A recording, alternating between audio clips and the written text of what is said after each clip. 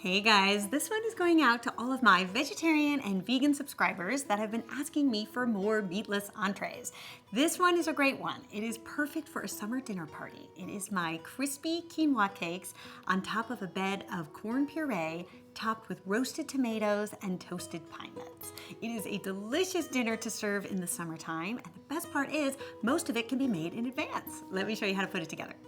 Now the first thing we want to do is prepare the corn puree. Now this can be done either the morning of or even the day before, and it's super simple. All you're going to do is place some olive oil in a pot. To that you're going to add half a cup of white onion that's been diced, season with a little salt and pepper, and then saute that up just until the onions are soft and tender and translucent. Then you're going to add 1 garlic clove that has been roughly chopped, and just stir that up and saute it for about a minute or so.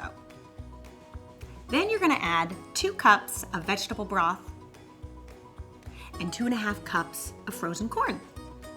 Then you can just let that simmer until the corn is nice and cooked through. And then we're gonna take this mixture and we're going to pour it in a blender and puree it up. And at this point, you wanna check it for seasoning and add salt and pepper to taste. And once you get it to where you like it, then you can add some red pepper flakes. I really like to put a little heat in this corn because I think it's a good counterbalance to the smokiness of the quinoa cakes that we're gonna make. But if you don't like spicy things, you could leave this part out. There, and now your corn puree is ready to go. So if you're doing this in advance, put it in an airtight container, pop it in your fridge, and then all you have to do is reheat it when it comes time to assemble. And I'm gonna show you how to do that in a sec. So now for the quinoa cakes. So in a large pot, you're gonna add 2 cups of vegetable broth and 1 cup of quinoa. And you're just gonna let that boil, and once it does, you can turn it down to a simmer and cook it for about 15 minutes. And once it's done, you can fluff it up with a fork, transfer it to a large bowl.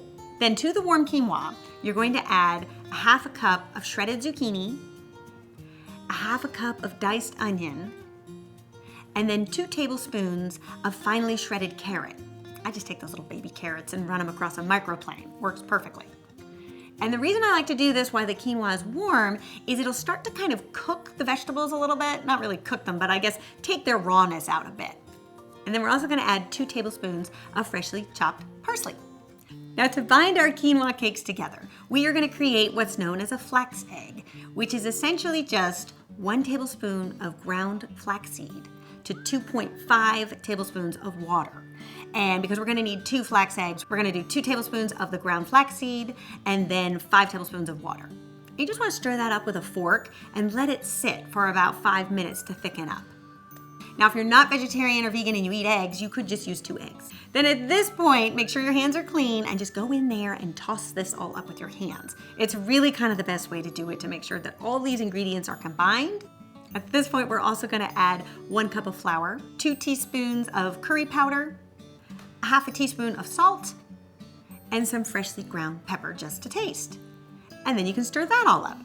So we're gonna take 1/2 cup measuring cup and scoop out some of the mixture. Then you can take that mixture and form a nice flat patty. And then we are going to press this into some panko breadcrumbs just to give them a nice crispy crunch on the top. You wanna do that on both sides. Then in a large cast iron skillet that's filled with about 1 inch of oil. I find it's a good thing to have enough oil in there. I'm just using olive oil to make sure that they get nice and crispy. And you're probably just gonna go about 3 to 4 minutes on each side, just until those cakes are nice and golden brown. Now, because this recipe feeds 6 people, that's quite a large group to be frying quinoa cakes while everybody's milling about. So it might be better to do this in advance, put them on a cookie sheet, and then pop them in your fridge. Then all you have to do when you're ready to serve is reheat them at 350 for about 15 minutes until they get warmed through and crisp up. Okay, so your corn puree is ready to go, your quinoa cakes have been fried. Here's what you're gonna do the night of the party. You want to begin by roasting your cherry tomatoes. So this time of year, you can find those multicolored cherry tomatoes, which I think makes this dish really summery and beautiful. You're gonna take about 3 pints, drizzle with some olive oil, season with salt and pepper, and put those in a 450-degree oven for about 10 minutes. Then to toast the pine nuts, you can go 2 different ways. You can either pop them in a nonstick skillet on your stovetop and just toast them until they're nice and golden brown and fragrant, Or during the last 5 minutes of the tomato roasting, you can take another cookie sheet and put them on the bottom rack and let them toast while your tomatoes are finished. Either way. So now the crescendo. This is how you're gonna put this all together. I like to take a plate that has a little bit of an indentation in the center because that's gonna hold our corn puree. Just so it creates like a nice pool, and you see the indentation kind of keeps it in place. And then you're gonna place your quinoa cake right in the center. Then you are going to take just a little bit of basil that has been thinly sliced and just place that all around. Then we're going to place our tomatoes on top of the quinoa cake. See how pretty this is starting to look? Very summery. And then sprinkle with a little bit of those toasted pine nuts.